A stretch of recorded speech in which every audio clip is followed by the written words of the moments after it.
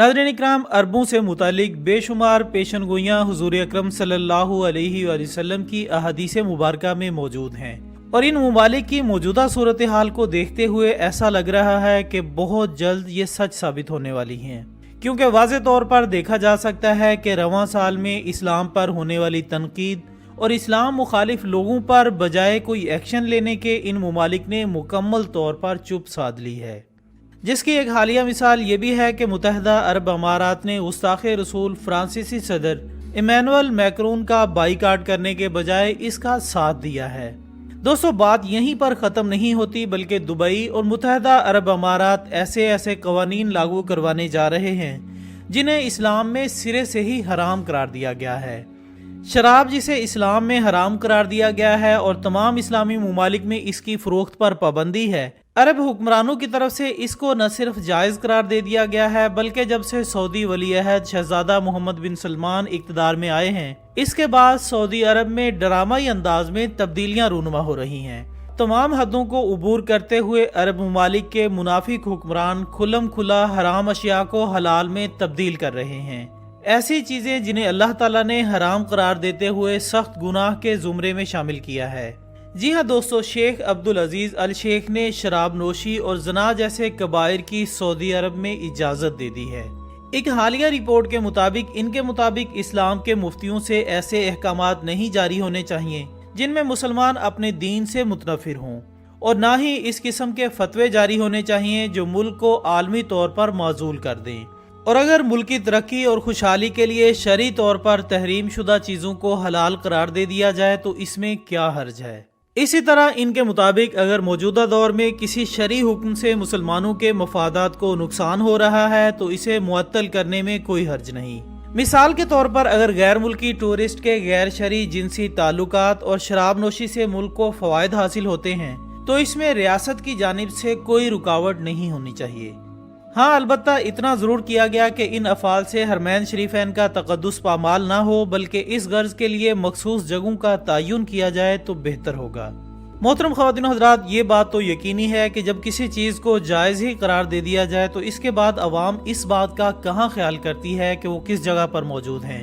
यानी अरब ममालिक में अब ऐसे नाजायज़ काम सरेआम हुआ करेंगे। और याद रहे दोस्तों कि सऊदी अरब में ऐसे वाक़यात पहले भी सामने आ चुके हैं, जबकि अरबी मुफ्तियान के ऐसे बयान से अरब ममालिक के हुक्मरानों की मुनाफकत खुलकर सामने आती है और वाज़े तौर पर बताती है कि इन्हें शरई अहकामात से नुकसान पहुंच सकता है।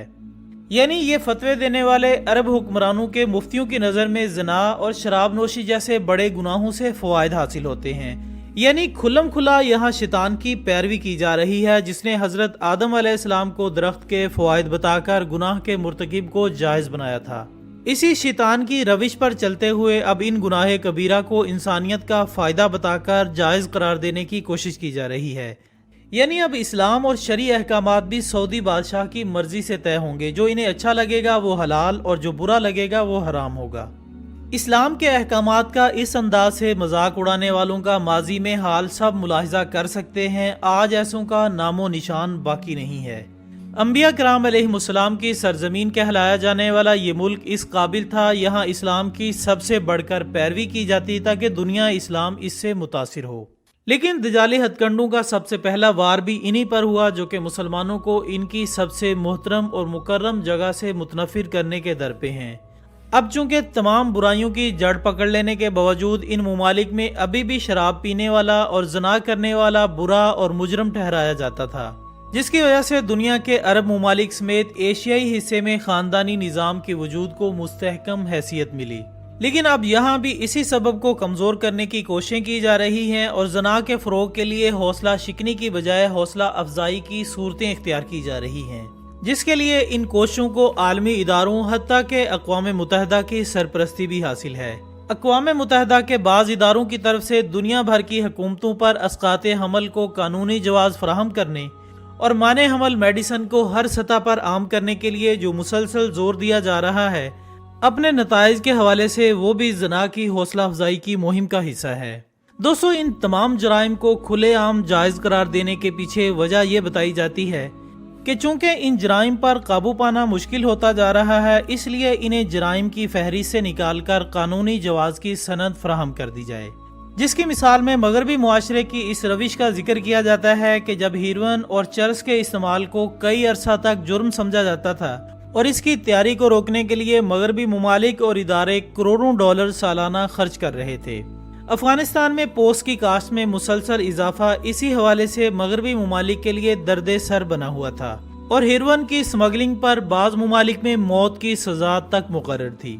لیکن گزشتہ 2 سال سے چونکہ تمام تر کوششوں کے باوجود ہیروئن کی سمگلنگ اور اس کا استعمال روکا نہیں جا سکا، اس لیے اسے قانونی طور پر جائز قرار دے دیا گیا۔ اسی طرح امریکہ میں شراب نوشی اب سے 1 صدی پہلے تک قانوناً جرم رہی تھی اور خود امریکی کانگریس نے شراب نوشی کو جرم قرار دے کر اس پر باقاعدہ طور پر سزا مقرر کر رکھی تھی۔ لیکن قانون نافذ کرنے والے ادارے جب اس قانون پر عمل درآمد کرانے میں کامیاب نہ ہو سکے اور شراب نوشی قانون کے باوجود جاری رہی، تو کانگریس نے شراب نوشی کو جرائم کی فہرست سے ہی نکال دیا۔ اسی طرح ہم جنس پرستی بھی مغربی ممالک میں کچھ عرصہ پہلے تک جرم تصور کی جاتی تھی اور اس کی حوصلہ شکنی کی جاتی تھی، لیکن اب ہم جنس پرستی کے اس لعنتی عمل کو نہ صرف قانونی جواز فراہم کر دیا گیا ہے بلکہ بہت سے ملکوں میں اسے انسانی حقوق کے زمرے میں شمار کر کے اس کے لیے باقاعدہ مطالبات کی مہم چلائی جاتی ہے اور وضاحت یہ دی جاتی ہے کہ اسے جرم کسی حد تک قابو کیا جا سکے گا۔ لیکن اسلام اس طرز عمل اور منطق کو ہرگز تسلیم نہیں کرتا،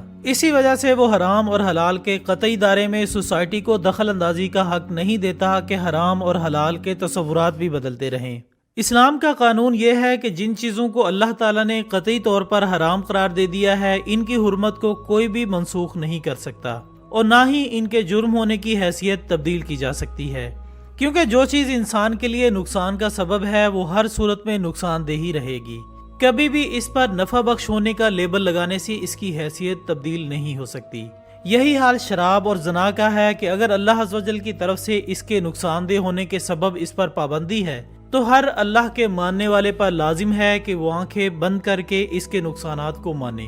اب زنا نہ صرف رشتوں کے قیام میں رکاوٹ ہے بلکہ نسب کے ثبوت اور اس کے تقدس کے بھی منافی ہے، جبکہ خاندان کے وجود اور استحکام کے لیے زہر قاتل بھی ہے، تو اسے قانونی جواز فراہم کرنے سے وہ سوسائٹی کے لیے مفید کبھی نہیں ہو سکتا۔ لہٰذا عرب ممالک کو بھی چاہیے کہ وہ خود کو پستیوں میں لے جانے والے اعمال کو جڑ سے اکھاڑ پھینکیں، کیونکہ زنا کی اجازت دینا اور شراب پینے کو جائز قرار دینے جیسے اعمال براہ راست قرآن اور اللہ کے احکامات سے کھلم کھلا بغاوت ہے کہ شاید انہیں اندازہ نہیں ہے کہ یہ ان کے لیے اتنی بڑی تباہی لائے گا کہ تاریخ میں ان کا تذکرہ بھی نہیں ملے گا۔ مختلف احادیث مبارکہ کے مطابق ایسا ہو کر رہے گا، کیونکہ جس انداز سے عرب ممالک بے راہ روی کا شکار ہوتا جا رہا ہے، اس سے مستقبل قریب میں ان کے زوال اور پستی کا اندازہ بخوبی لگایا جا سکتا ہے۔